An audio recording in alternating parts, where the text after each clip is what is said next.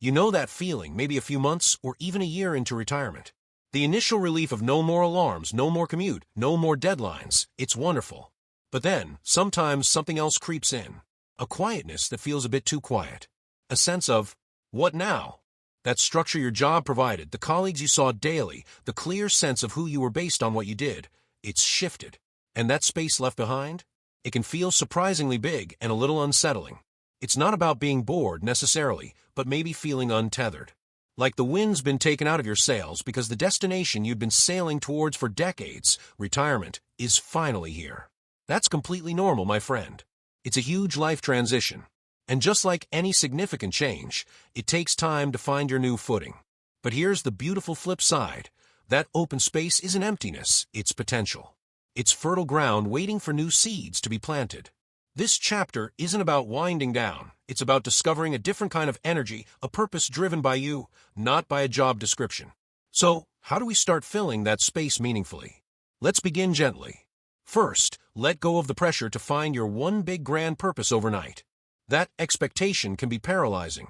Instead, think small experiments.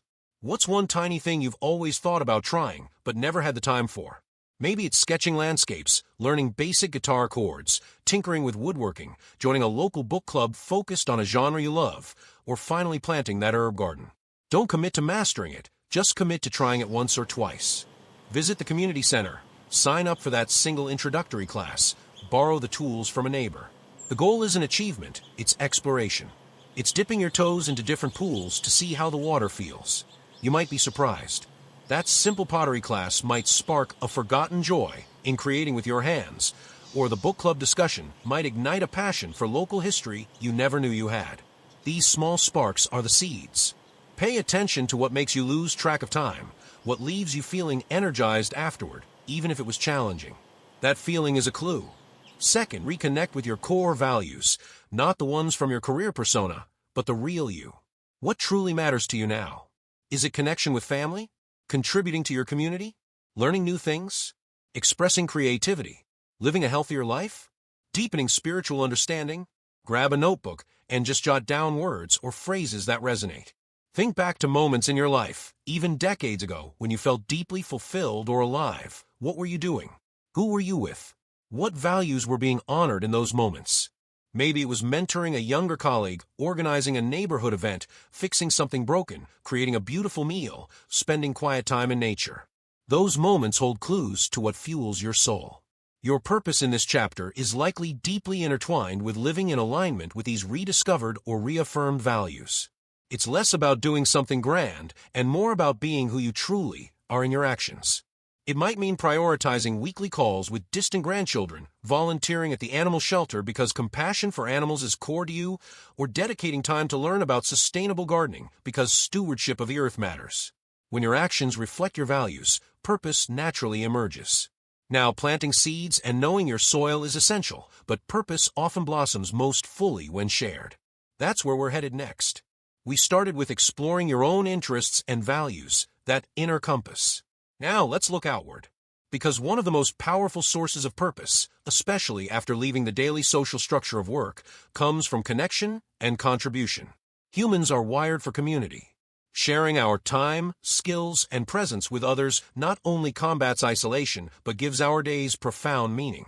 Think about it, making a tangible difference, however small, in someone else's life or in your community. That's potent stuff.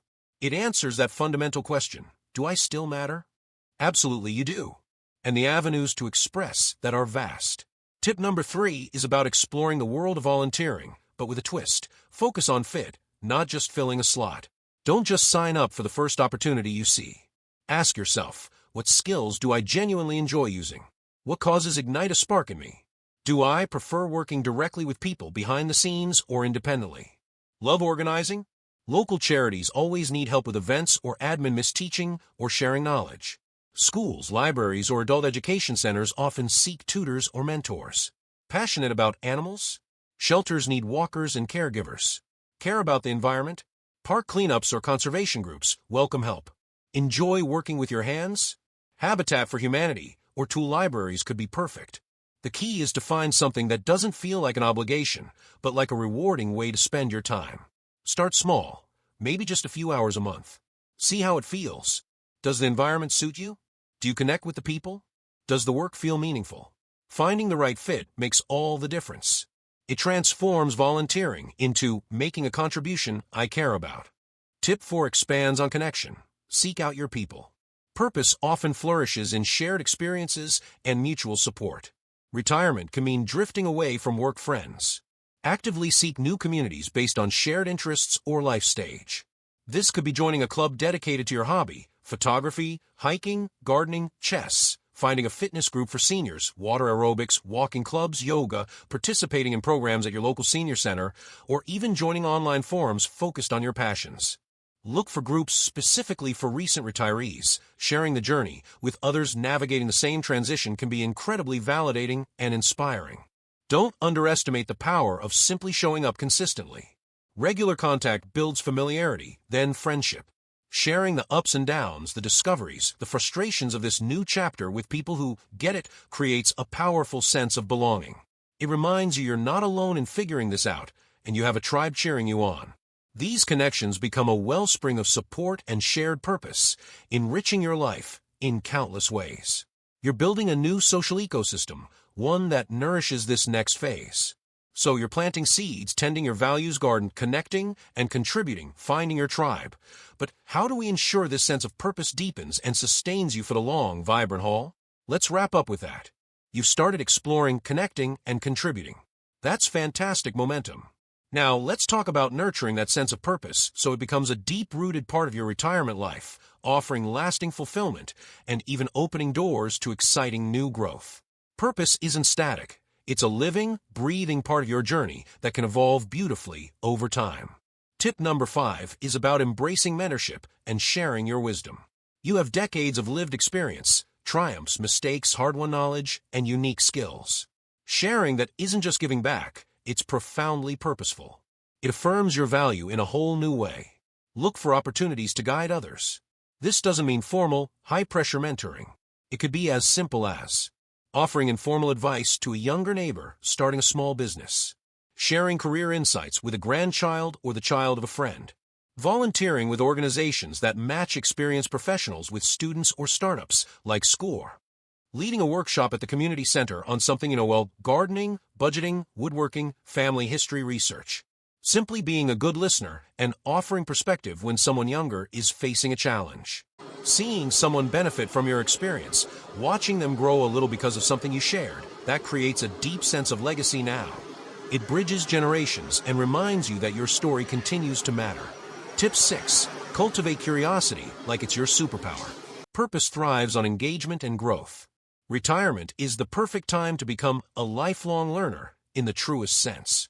What fascinates you? Delve deeper. Take that beginner's class you tried and move to an intermediate level. Read voraciously on topics that intrigue you: history, science, philosophy, art. Travel with intention, not just for relaxation, but to immerse yourself in new cultures and landscapes, even if it's exploring a different region in your own state. Learn a language connected to your heritage or a place you love. Master new technology to stay connected or explore creative tools. The point isn't to get a degree or become an expert, unless you want to, but to keep your mind active, engaged, and excited. Learning new things keeps you connected to a changing world, combats stagnation, and constantly reveals new facets of yourself and potential new avenues for purpose. It sends a powerful message to yourself: my story is still being written.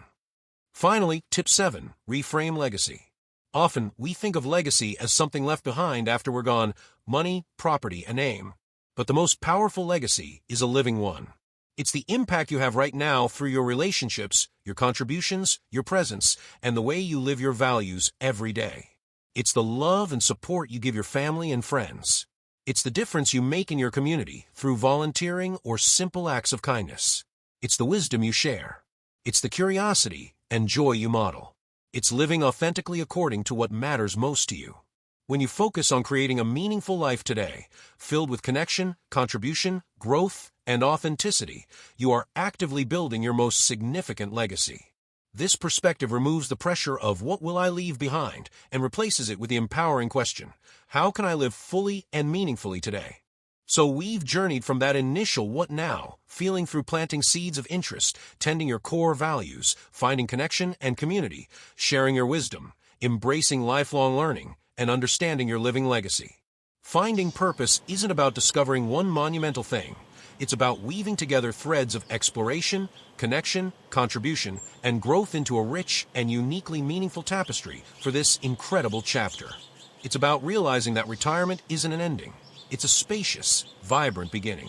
What's one small thread you feel inspired to start weaving into your tapestry today? I'd love to hear what's sparking your curiosity or bringing you joy in this phase. Share your stories or discoveries in the comments below. Let's inspire each other. If this conversation resonated, please give the video a thumbs up. It truly helps. And if you're finding value here, consider subscribing for more chats about thriving in these years. You've earned this time. Go out there and discover the unique purpose that makes your retirement shine. Here's to your next great adventure.